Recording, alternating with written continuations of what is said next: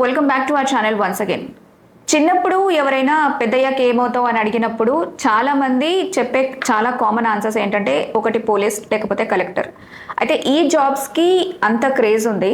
వీటిని civil services అంటారు, అందరికీ తెలుసు. ఎవ్రీ ఇయర్ ఈ ఎగ్జామ్కి ఆల్మోస్ట్ 10 to 12 lakhs మంది అప్లై చేస్తున్నారు అండ్ ఆల్సో 6 to 7 lakhs మంది ఎగ్జామ్ రాస్తారు. మరి ఉండే పోస్టులు చూసుకుంటే మాక్సిమం ఒక 1000, కొంచెం అటు ఇటుగా ఉంటాయి. మరి ఇంత టఫ్ కాంపిటీషన్ ఉండే ఈ UPSC civil services exam pattern నిజానికి ఎలా ఉంటుంది? ఈ ఎగ్జామ్కి అప్లై చేయాలి అంటే మినిమం కావాల్సిన క్వాలిఫికేషన్ ఏంటి, ఓవరాల్గా ఎన్ని స్టేజెస్ ఉంటాయి అనేది ఈ వీడియోలో క్లియర్గా మనం తెలుసుకుందాం. ముందుగా మనం ఈ సివిల్ సర్వీసెస్కి ఎవరు ఎలిజిబుల్ అనేది చూద్దాం. సో ఈ ఎగ్జామ్ కనుక రాయాలంటే మీకు ఒక బ్యాచిలర్స్ డిగ్రీ ఉండాలి. అది బీఎస్సీ అయినా, బీకామ్ ఆర్ బీఏ, బీటెక్ అయినా ఏదైనా ఓకే. ఫైనల్ ఇయర్ స్టూడెంట్స్ కూడా అప్లై చేసుకోవచ్చు దీనికి. సో ఏజ్ లిమిట్ గురించి మాట్లాడుకుంటే జనరల్ క్యాండిడేట్స్కి ఒక 21 to 30 years వరకు ఎలిజిబిలిటీ అయితే ఉంది.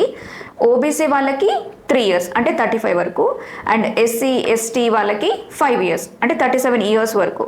ఇన్ కేస్ ఫిజికల్లీ హ్యాండిక్యాప్డ్ ఉంటే వాళ్ళ క్యాస్ట్ని బట్టి 10 నుంచి 15 years వరకు ఆ ఏజ్ రిలాక్సేషన్ అయితే ఉంటుంది.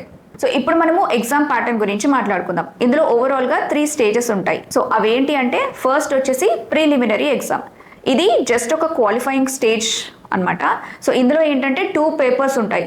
ఒకటి objective type A, the paper 1 general studies. So 100 questions ఉంటాయి, దానికి 200 marks ఉంటాయి. హిస్టరీ, జాగ్రఫీ, పాలిటిక్స్, ఎకానమీ ఇలాంటి టాపిక్స్ ఇందులో కవర్ అవుతాయి. ఇందులో కట్ ఆఫ్ మార్క్స్ దాటితేనే మీరు నెక్స్ట్ సెకండ్ స్టేజ్కి వెళ్ళే అవకాశం ఉంటుంది. నెక్స్ట్ వచ్చేసి పేపర్ 2 CSAT. ఇందులో 80 questions ఉంటాయి, 200 marks ఉంటాయి. ఇందులో మ్యాథ్స్ ఉంటుంది, రీజనింగ్ ఇలాంటివి ఉంటాయి అన్నమాట. సో ఇది క్వాలిఫై అవ్వాలంటే ఖచ్చితంగా 33% అంటే మినిమం 66 marks అయితే రావాలి.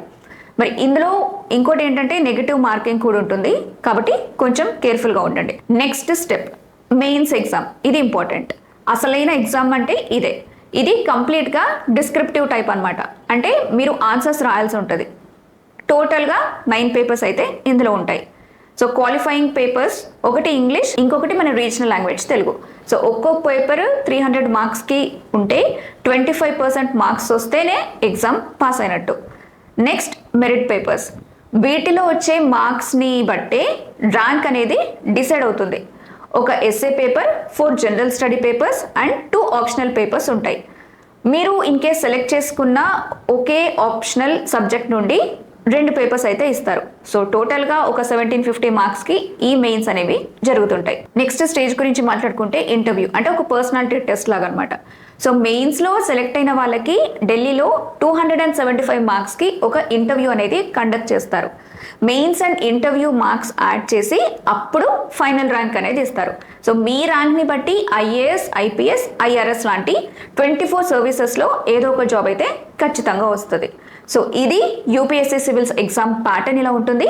ఎన్సీఆర్టీ బుక్స్ చదవటం స్టార్ట్ చేసి న్యూస్ పేపర్స్ కూడా రెగ్యులర్గా చదువుతూ అప్డేటెడ్గా ఉంటూ మంచి ప్రాక్టీస్ అనేది అలవాటు చేసుకుంటే కొంతవరకు ఈజీగా క్రాక్ చేయొచ్చు అనమాట. మరి ఈ ఇన్ఫర్మేషన్ కనుక మీకు హెల్ప్ఫుల్ అనిపిస్తే వీడియోని లైక్ చేయండి. సివిల్స్కి ప్రిపేర్ అయ్యే ఆస్పిరెంట్స్ ఉంటారు కదా మీ చుట్టుపక్కల, మీ ఫ్రెండ్స్ ఆర్ కజిన్స్, వాళ్ళతో ఈ వీడియోని ఖచ్చితంగా షేర్ చేయండి.